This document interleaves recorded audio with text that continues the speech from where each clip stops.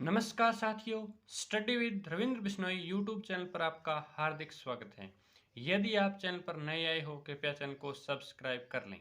इस चैनल पर हम 10वीं क्लास का मैथमेटिक्स कर रहे हैं। इसके अंदर हमने 8.1 कंप्लीट कर ली है और 8.2 के भी पहले 2 सवाल कर लिए हैं।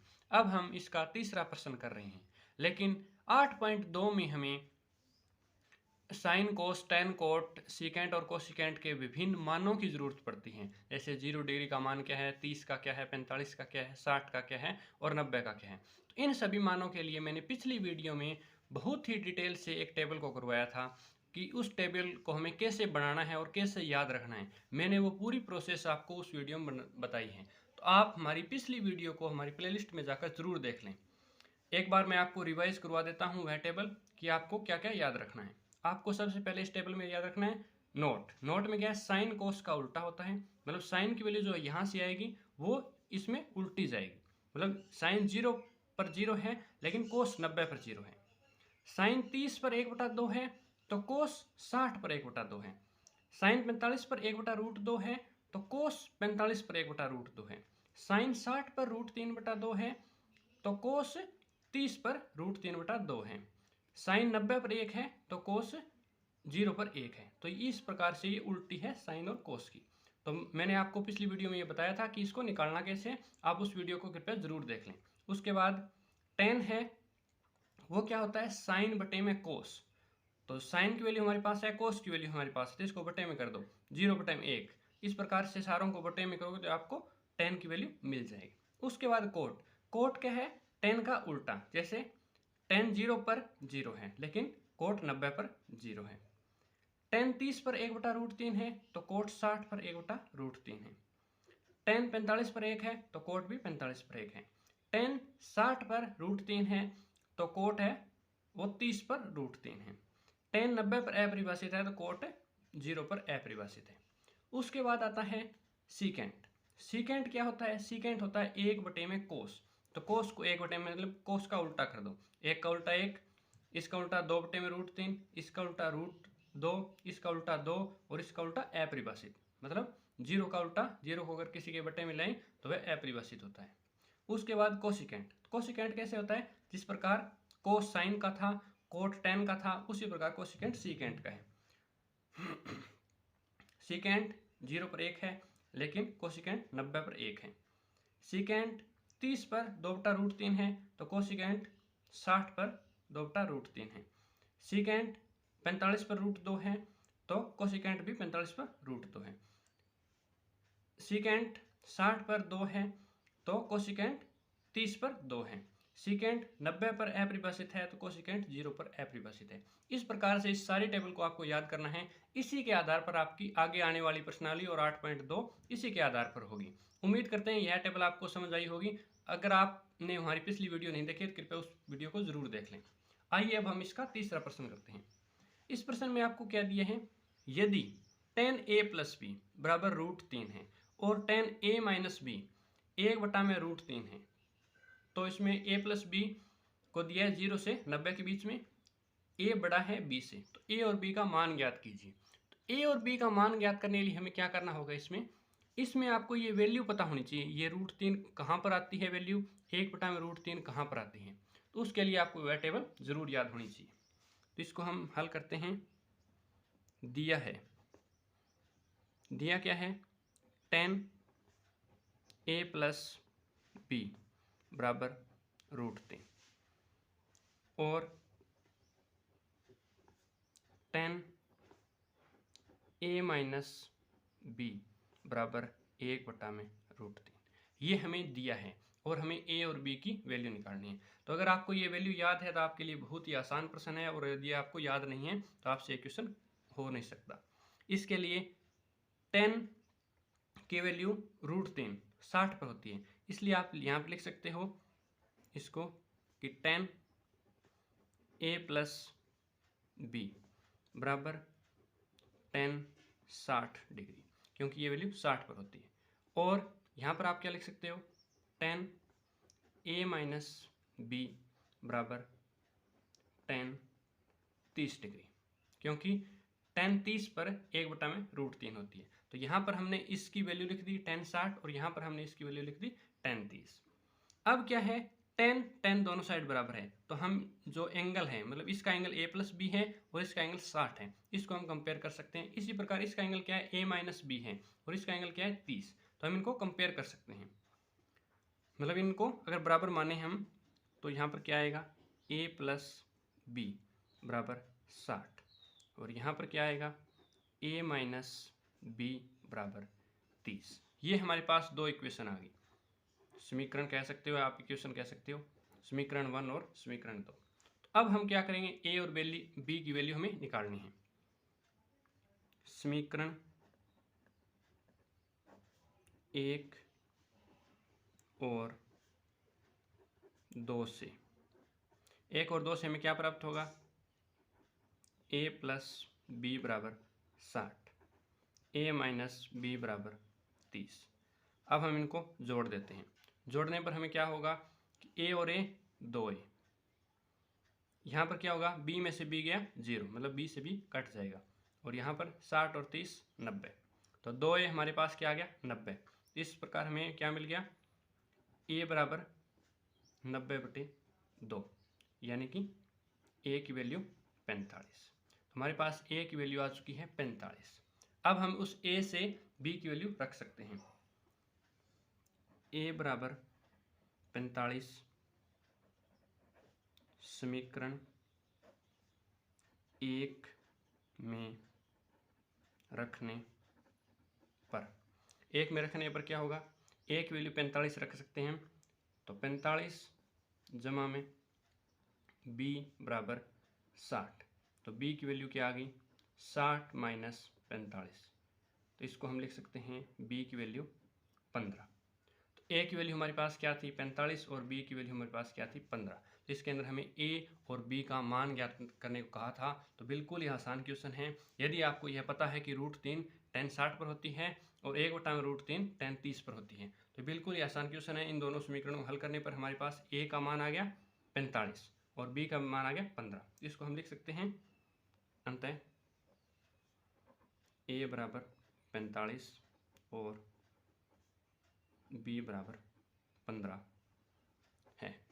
बस इतना ही क्वेश्चन था कि a और b की मान ज्ञात करें। अब हम इसका अगला प्रश्न करते हैं, प्रश्न नंबर 4। इसके अंदर आपको सत्य और असत्य बताने हैं कि ये दोनों साइडें सत्य है या नहीं है। तो इसके अंदर हम क्या करेंगे, sin a + b sin a + sin b, इसको सत्य है या असत्य है हम करके देखते हैं। तो इसके अंदर दो साइड हैं, तो दो साइड हैं, इसलिए हम एक बार इस साइड को ले लेते हैं और एक बार इस साइड को ले लेते हैं। यदि इन दोनों का मान बराबर आता है तो हम कहेंगे सत्य है, अगर नहीं आता है तो हम कहेंगे असत्य है। तो इसके लिए हम मानना पड़ेगा, a और b को आप अपनी मर्जी से कुछ भी मान सकते हो। मैं यहाँ पर मान रहा हूँ, माना a बराबर 60 और b बराबर 30। ये इस क्वेश्चन को हल करने के लिए काफ़ी है। आप चाहो तो इसकी जगह कुछ और 90 और 30 भी मान सकते हो, या फिर 45 भी मान सकते हो, अपनी मर्जी से कुछ भी मान सकते हो। यदि ये इक्वल आते हैं तो हम कहेंगे कि ये सत्य है, अगर ये बराबर नहीं आते तो हम कहेंगे असत्य है। तो इस बार हम एक साइड लेते हैं, ये इसकी LHS है, ये इसकी RHS है, मतलब लेफ्ट हैंड साइड और राइट हैंड साइड। तो हमने यहाँ पर लिया है LHS। लेफ्ट हैंड साइड लेने पर हमें क्या मिलता है, sin a + b। a और b की हमने मान माना है, तो sin 60 + 30, तो sin 60 + 30 कितना होता है, sin 90। तो sin 90 का मान क्या होता है, 1। तो हमारा LHS लेफ्ट हैंड साइड थी, उसका मान क्या आ गया, 1। अब हम मानते हैं RHS। RHS ये वाली साइड, इसमें हम क्या लेते हैं, sin a + sin b। तो sin a और b का क्या मान है, sin a हमने 60 माना है और b हमने 30 माना है, तो sin 60 + sin 30। इस बार ये अलग अलग आ गई, तो हमें sin 60 का मान रखना पड़ेगा और sin 30 का मान रखना पड़ेगा। तो sin 60 का मान क्या होता है हमारे पास, sin 60 का मान होता है √3/2। तो आप यहाँ पर लिख सकते हो √3/2 प्लस sin 30 का मान क्या होता है, 1/2। तो हमने sin 60 और sin 30 का मान यहाँ पर रख दिया। तो इनका अगर LCM लें तो 2 √3 + 1। तो ये हमारे पास RHS आ गई, मतलब ये वाली साइड आ गई, और ये हमारे पास ये वाली साइड आ गई। तो 1 है वो √3 + 1 के बटे में 2 के बराबर नहीं हो सकता। तो इसको हम लिख सकते हैं कि √3 बटे में 2 + 1 बराबर नहीं है किसके? 1 के। तो ये हमारे पास बराबर नहीं है, इसका मतलब अंततः LHS बराबर नहीं है RHS के। ये दोनों साइडें हमारे पास बराबर नहीं है, इसलिए यह कथन है असत्य है। असत्य, इसको हम असत्य कहेंगे। ये पार्ट जो फर्स्ट पार्ट था वो हमारे पास असत्य है। क्यों आया असत्य? क्योंकि हमने माना था 60 और 30, तो यहाँ पर तो 90 इकट्ठा बन गया, इसका मान 1 आ गया। यहाँ पर 60 और 30 अलग अलग रहे, इसके लिए ये अलग आ गया। तो इन दोनों को हमने प्रूव कर दिया कि ये इसके लिए असत्य है। अगला पार्ट देखिए, थीटा में वृद्धि के साथ साइन थीटा के मान में वृद्धि होगी। थीटा का मतलब कोई भी एंगल के मान में वृद्धि होने पर इसमें वृद्धि होगी। इसके लिए आपको भी थीटा को मानना पड़ेगा कि माना थीटा बराबर क्या माने, पहले 0, फिर क्या माने 30, फिर क्या माने 45, फिर क्या माने 60, फिर क्या माने 90। ये थीटा का मान लेते हैं। थीटा के मान में वृद्धि से मतलब पहले 0 डिग्री था, फिर 30 डिग्री हुआ, फिर 45 डिग्री हुआ, फिर 90, फिर 60 डिग्री हुआ, फिर 90 डिग्री हुआ। तो इसके अंदर हमने इस प्रोसेस को चेक करना है। तो साइन थीटा की बात कर रहा है, तो साइन 0 डिग्री कितना होता है? 0 होता है। उसके बाद साइन 30 डिग्री कितना होता है? 1/2। तो यहाँ पर क्या हुआ? थीटा मान में वृद्धि हुई, और यहाँ पर क्या हुआ? वृद्धि हुई, क्योंकि 0 से हम आधे पर चले गए। 1/2 का मतलब आधा। उसके बाद साइन 45 डिग्री, उसमें क्या हुआ? 1/√2, ये भी 1/2 से बड़ा है। उसके बाद साइन 60 डिग्री, √3/2, ये भी इससे बड़ा है। उसके बाद साइन 90 डिग्री, वो क्या आ गया? 1। तो हमने साइन 0 से लेकर साइन 90 तक सभी मान चेक किए हैं, और सभी में वृद्धि होती चल रही है। अगर आपको बीच वाले मान निकालने नहीं आ रहे या समझ नहीं आ रहे, तो आप 0 और 90 को लिख के भी चेक कर सकते हो कि 0 पर क्या आ रहा है? 0, और 90 के पर क्या आ रहा है? 1। तो 0 डिग्री से 90 डिग्री पर हम गए, 0 डिग्री से 90 डिग्री पर गए, तो मान क्या हुआ हमारा? 0 से लेकर 1 हो गया, 0 से लेकर 1 हो गया। तो जैसे ही डिग्री में वृद्धि हुई, वैसे ही मान में भी वृद्धि होगी। इसलिए यह सत्य है, यह सत्य है। क्योंकि जैसे जैसे हमने जो साइन की जो कोण था उसको बढ़ाया, तो हमारा मान था वो बढ़ गया। तो 0 से 1 तो सबको समझ में आता है, 0 छोटा है और 1 बड़ा है। तो 0 से 90 पर गए, तो हम 0 से 1 पर पहुंच गए। इसलिए यह चौथे प्रश्न का जो पार्ट है 2 वह सत्य है। इसके बाद देखिए इसका अगला पार्ट। इसका अगला पार्ट क्या है? अगला पार्ट है थीटा में वृद्धि होने पर कोस थीटा के मान में वृद्धि होती है। जो हमने पिछले क्वेश्चन में किया, सेम वही बात। तो इसके लिए थीटा को क्या माने? 0 डिग्री, 30 डिग्री, 45 डिग्री, 60 डिग्री और 90 डिग्री। इन मान पर हम चेक करते हैं। तो कोस 0 क्या होता है? 1। उसके बाद कोस 30, वो क्या होता है हमारे पास? कोस 30 है, वो होता है हमारे पास √3/2। उसके बाद कोस 45 डिग्री, वो क्या होता है? 1/√2। उसके बाद कोस 60 डिग्री, वो क्या होता है? 1/2। फिर क्या? कोस 90 डिग्री, वो क्या होता है? 0। तो यहाँ पर आप देख सकते हो कि हर एक में वैल्यू घटी है। जैसे 1 था, 1 से छोटा है √3/2, √3/2 छोटा है 1/√2, 1/√2 छोटा है 1/2, और 1 छोटा है 0। तो इसमें हम कह सकते हैं जैसे जो थीटा था वो 0 डिग्री से 90 डिग्री पर पहुंचा, तो हमारे पास वैल्यू थी वो 1 से लेकर 0 पर पहुंच गई। तो जैसे जैसे मान में वृद्धि की, थीटा में वृद्धि की, तो मान में गिरावट आई। तो इसलिए असत्य है, यह हमारा पार्ट है वो असत्य हमें मिला है। अगले पार्ट में हम देख सकते हैं थीटा सभी मानों पर साइन थीटा और कोस थीटा बराबर होते हैं। ये इसने गलत लिखा है, यह असत्य है, क्योंकि साइन थीटा और कोस थीटा सिर्फ 45 डिग्री पर ही बराबर होते हैं। तो अगर हम साइन 45 और कोस 45 लें तो ही बराबर है, और किसी डिग्री पर बराबर नहीं है। जैसे साइन 0 और कोस 0 लें, इसमें हम लिख सकते हैं कि कोस 0 डिग्री लें तो क्या होता है? 1, और साइन 0 डिग्री लें तो क्या होता है 0। तो इसलिए 0 और 1 बराबर नहीं है, इसलिए साइन थीटा बराबर कोस थीटा बराबर नहीं है सभी मानों के लिए, सिर्फ 45 के लिए बराबर होता है, इसलिए यह भी असत्य है।